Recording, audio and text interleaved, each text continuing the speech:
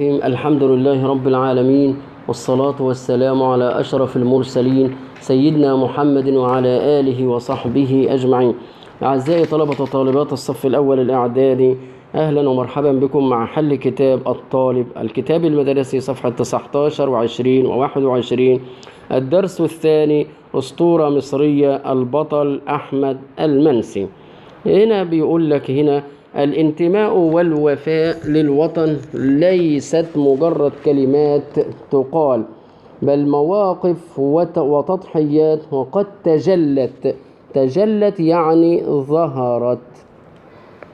هذه المعاني في سيرة الشهيد البطل أحمد المنسي، الذي اختار أن يعيش بطلا أو أن يموت شهيدا في ميدان الشرف. الشرف يعني العزة والكرامة.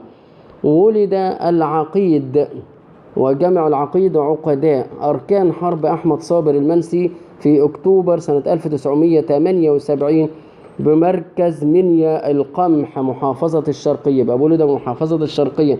نشأ في أسرة غرست فيه القيم. كلمة غرست يعني ثبتت وأكدت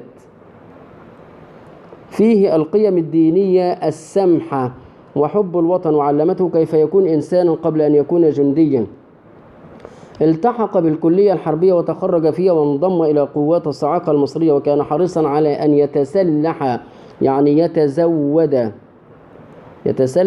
يتزود بالعلم، إيمانا منه بأن القائد الناجح لابد هنا أن يجمع بين الشجاعة والعلم لخدمة وطنه.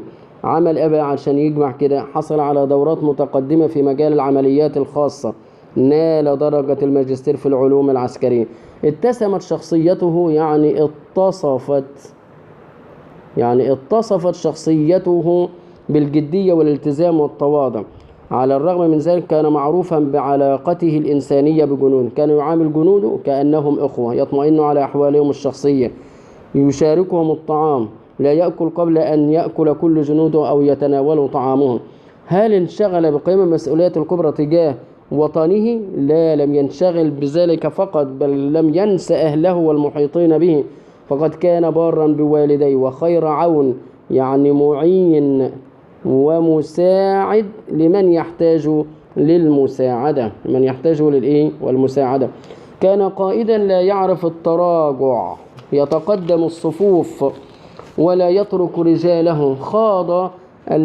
خاض يعني دخل في المعارك أو شارك فيها مع جنوده بطولات عظيمة ضد بؤر الإرهاب. بؤر يعني مواضع، بؤر الإرهاب يعني مواضع. بؤر الإرهاب يعني إيه؟ يعني مواضع في سيناء. منها عملية تطهير نجحها في منطقة الشيخ زويد، التي أسفرت يعني أدت إلى القضاء على عدد من القيادات الإرهابية، اللي هي إيه؟ عملية ناجحة في تطهير منطقة الشيخ زويد. فكان دافعه إيمانه الحقيقي. طب دافعه بقى؟ كان إيمانه بأن سيناء جزء غالي من تراب مصر وبوابتها الشرقية، لا يمكن أن نفرط فيها وأن تمس بسوء. بهذه الروح وكان دائما يقول لجنودي: نحن من أجل أن نحمي هذه الأرض، وإذا استشهدنا نموت ونحن رافعون رؤوسنا. بهذه الروح واجه كل التحديات.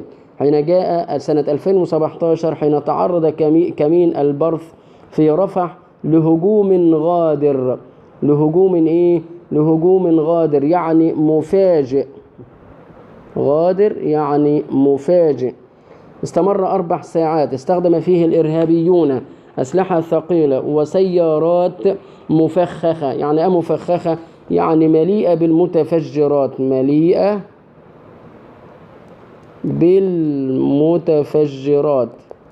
مفخخة يعني مليئة بالمتفجرات. تصدر البطل لها بكل شجاعة. هل انسحب؟ لا، رفض الانسحاب، حتى إنه أصيب أكثر من مرة. وفي لحظة استثنائية يعني نادرة، صعد المنسي إلى سطح المبنى مظهرا نفسه ليشغل انتباه الإرهابيين. ويمنح جنوده فرصة لنقل زملائهم المصابين والشهداء بعيدا عن مرمى النيران. ظل يقاتل حتى لقى ربه شهيدا، وتحول باستشهاده رمزا خالدا للفداء، فرسم بجسده حدود الكرامة، وبدمه ختم بوابة سيناء، لأنه قفل من نار لا يفتح إلا لأبناء الوطن. لا يفتح إلا لأبناء الإيه؟ لأبناء الوطن.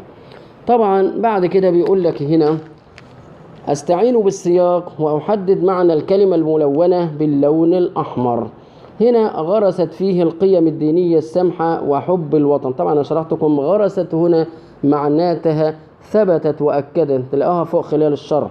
لحظة بطولة استثنائية، وقلنا طبعا استثنائية أنا كتبتها لكم برضو، يعني نادرة، موجودة في الشرح. بدمه ختم. ختم شيد ولا أغلق؟ جاية أغلق. ختم يعني أغلق، لأن المقصود أن المنسي بدمه الطاهر أغلق طريق العدو ومنع اختراق البوابة الشرقية لمين؟ الشرقية لمصر. وكلمة نادرة تعني خارجة عن المألوف أو غير عادية، فهي لحظة نادرة ومميزة. لحظة نادرة ومميزة. بعد كده بيقول لك هنا: أتأمل الشكل المقابل ثم أكمل. الفكرة الفرعية الأولى: حرص المنسي على أداء واجبه. الفكرة الفرعية الأولى: حرص المنسي على أداء واجبه وحماية وطنه بكل إخلاص وإتقان.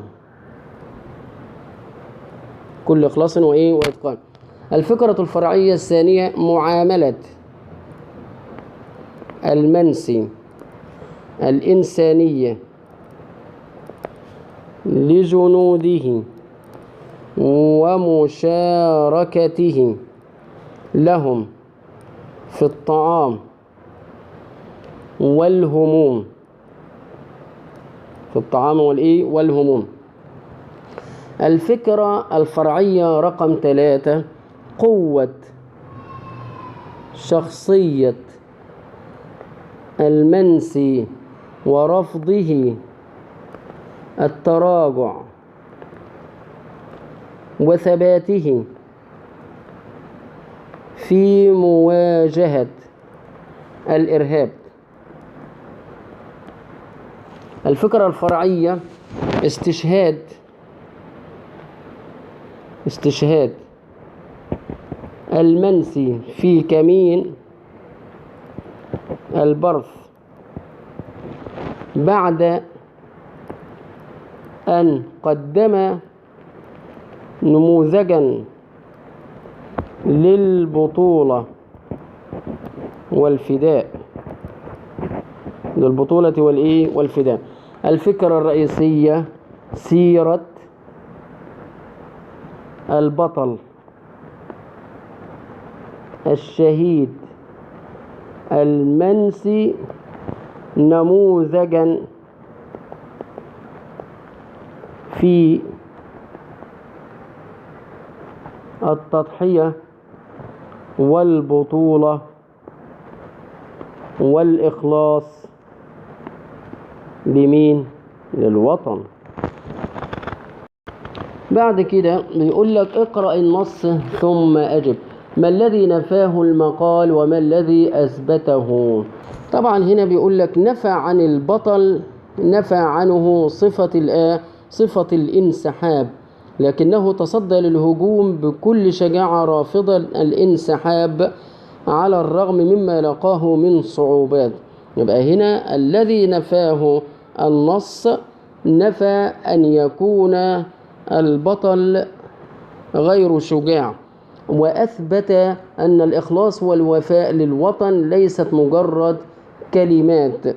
يبقى هنا نفى عن البطل الانسحاب على الرغم مما يلقاه من صعوبات بل صعد إلى أعلى المبنى مظهرا نفسه ليشغل انتباه الإرهابيين ويمنح جنوده فرصة لنقل زملائهم المصابين والشهداء بعيدا عن مرمى النيران. وأثبت أن الإخلاص والوفاء للوطن ليست مجرد كلمات بل مواقف وتضحيات، وأن المنسي كان مثالا للوفاء والتضحية. حد الدافع أحمد المنسي الذي حفزه لحماية سيناء كان دافعه إيمانه العميق بأن سيناء جزء غال من تراب مصر، من تراب مين؟ مصر، وأنها بوابة مصر الشرقية، ولا يجوز التفريط فيها أو أن تمس بسوء. كيف ظهرت بطولة المنسي سنة 2017؟ ظهرت حين هاجم الإرهابيون كمين البرث فقاومهم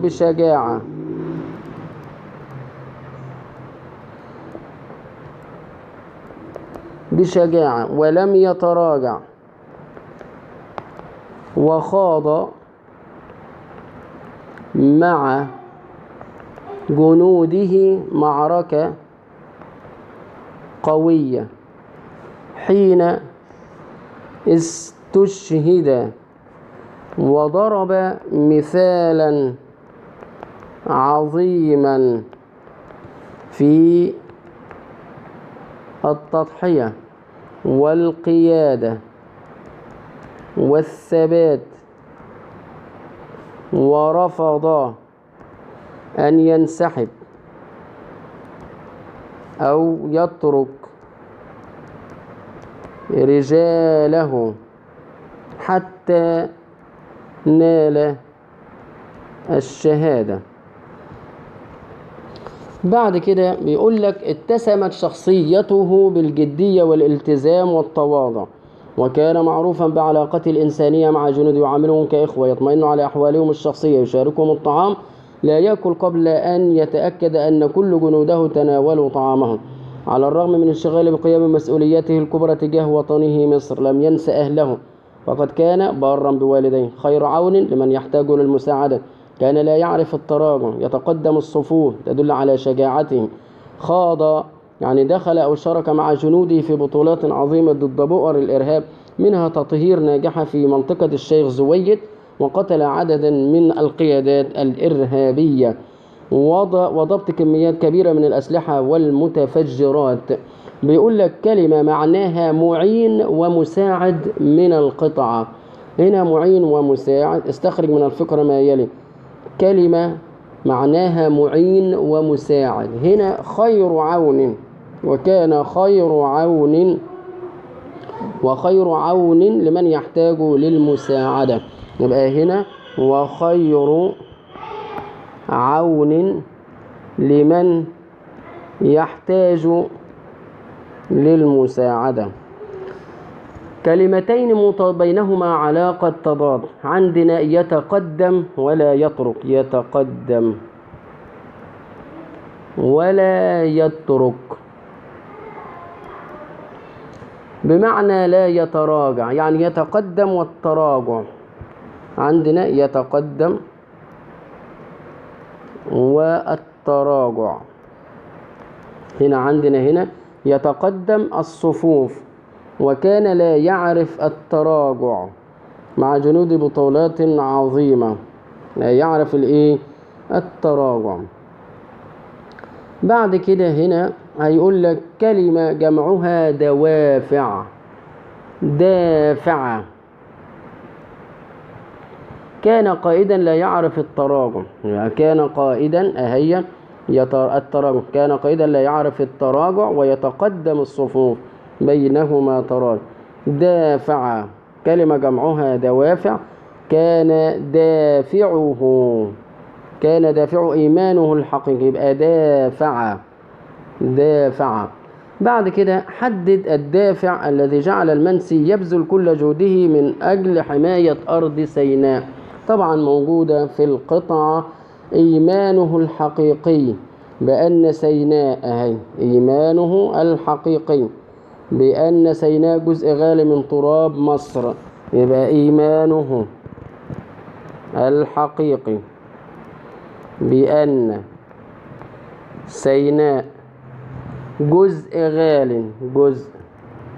غال من أرض أو من تراب مصر وبوابتها الشرقية لا يجوز أن نفرط فيها أو أن تمس بسوء، أو أن تمس بإيه؟ بسوء. دلل على إنسانية أحمد المنسي ومع جنوده وأهله. كان يعامل جنوده كإخوة، كان يعامل جنوده كإخوة، كان يعامل جنوده كإخوة، يطمئن على أحوالهم الشخصية، يشاركهم الطعام ولا يأكل قبل أن يطمئن أنهم تناولوا طعامهم. لم ينس أهله، فقد كان بارا بوالديه، قد كان بارا بوالديه. بعد كده على ما يدل قوله كان قائدا لا يعرف التراجع. طبعا يدل على شجاعته، يدل على شجاعته وثباته في المعارك، وثباته في المعارك وتحمله للمسؤولية. كما كان قدوة في القيادة، كما كان قدوة في القيادة. لا يفر من المواجهة، بل يتصدر الصفوف. بعد كده رقم من خلال فهم أحلل شخصية البطل أحمد المنسي وأستنتج أو أستنبط القيم الإنسانية والوطنية وأثرها، مبينا أثرها في نفوس من حوله، في نفوس من حوله. طبعا هنا شخصية البطل هناك قيم جسدها، هناك قيم جسدها البطل أحمد المنسي، منها الإنسانية في معاملته مع الناس ومع جنوده وأهله، الالتزام والانضباط، التضحية، الوفاء للوطن. أثرها بقى جعلته محبوبا ومحترما بين جنوده وأهله، وأصبح رمزا وطنيا يحتذى به في حب الوطن والتضحية من أجله. والتضحية من إيه؟ من أجله. بعد كده بيقول لك أتذوق المقروء رسم بجسده حدود الكرامة. رسم بجسده حدود الكرامة وبدمه ختم بواب السناء. ميلاد المنسي بمركز منيا القمح بمحافظة الشرقية. كان دافع إيمانه الحقيقي بأن سيناء جزء غالي من تراب مصر. التحق أحمد المنسي بالكلية الحربية. طبعا هنا بيقول لك هي بقى الفكرة المباشرة والفكرة الضمنية. الفكرة المباشرة اللي هي بيذكرها الكاتب واضحة وصريحة دون حاجة للاستنتاج. نقول مثلا التحق المنسي بالكلية الحربية، ولد المنسي، تبقى دي ميلاده والتحاقه، دي فكرة مباشرة. أو حصل المنسي على دورات متقدمة في مجال العمليات الخاصة بشكل مباشر، بل يستنتجها القارئ من خلال السياق، زي مثلا يتقدم الصفوف، رسم بجسده حدود الكرامة. يبقى كان دافعه الفكرة المباشرة في الأمثلة، كان دافعه الحقيقي بأن سيناء جزء غالي من تراب مصر. ميلاد المنسي بمركز منيا القمح، مشواره التعليمي والعسكري. الفكرة الضمنية طبعا رسم بجسده حدود الكرامة. يبقى الضمنية هنا رسم بجسده حدود الكرامة وبدمه ختم بوابة سيناء. دي فكرة ضمنية. بعد كده الفكرة الضمنية الأخرى، كان التحق طبعا ميلاد، دي فكرة مباشرة، ميلاد المنسي بمركز منيا القمح بمحافظة الشرقية. دي فكرة مباشرة. التحق المنسي بالكلية الحربية وتخرج فيها وانضم إلى قوى الصاعقة المصرية. كان دافعه إيمانه. يبقى احنا قلنا رسم بجسد حدود الكرامة، دي فكرة ضمنية. ميلاد المنسي دي فكرة مباشرة. التحق المنسي دي فكرة مباشرة. كان دافعه إيمانه الحقيقي بأن سيناء، دي فكرة ضمنية. كان دافعه إيمانه الحقيقي بأن سيناء جزء غال من تراب، جزء غال من تراب إيه؟ من تراب مصر. بعد كده بقول لك أحدد تعبيرات أعجبتني في النص كما في المثال. رسم بجسده حدود الكرامة، ممكن نقول بدمه ختم بوابة سيناء. صور الدم كأداة ختم مما يعكس صدق الفداء والرباط بين المنسي وسيناء. ممكن نقول بعد كده يتقدم الصفوف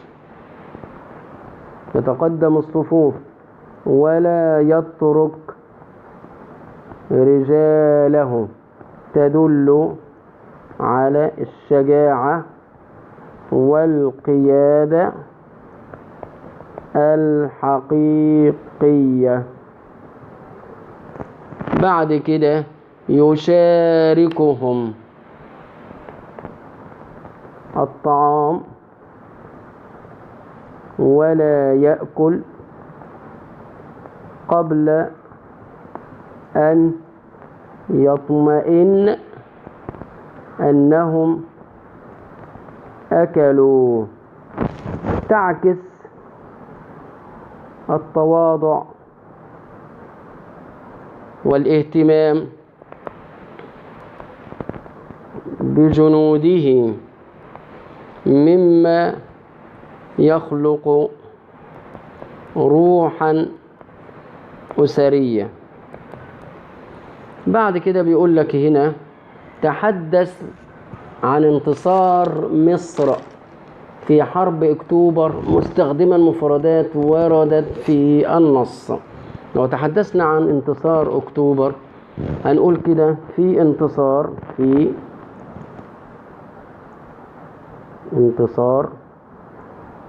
أكتوبر تجلت القيادة البطولية والروح الوطنية كما جسدها البطل المنسي، فقد خاض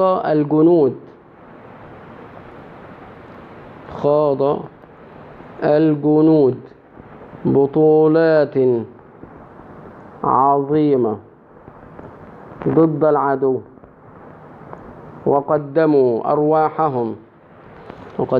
أرواحهم فداء لتراب مصر الغالي. وكما كانت سيناء بوابة مصر الشرقية،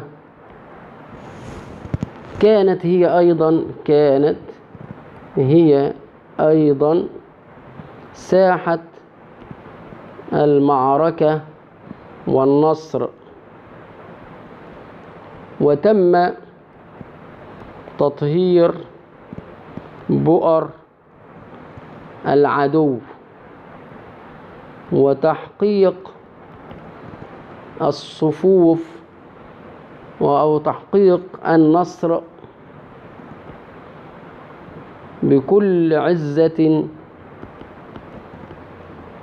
وكرامة، تماما كما فعل المنسي في معاركه ضد بؤر الإرهاب، مما يربط بين الماضي والحاضر، كما فعل المنسي في معاركه ضد الإرهاب، مما يربط بين الماضي والحاضر في مشهد من الإخلاص، في مشهد من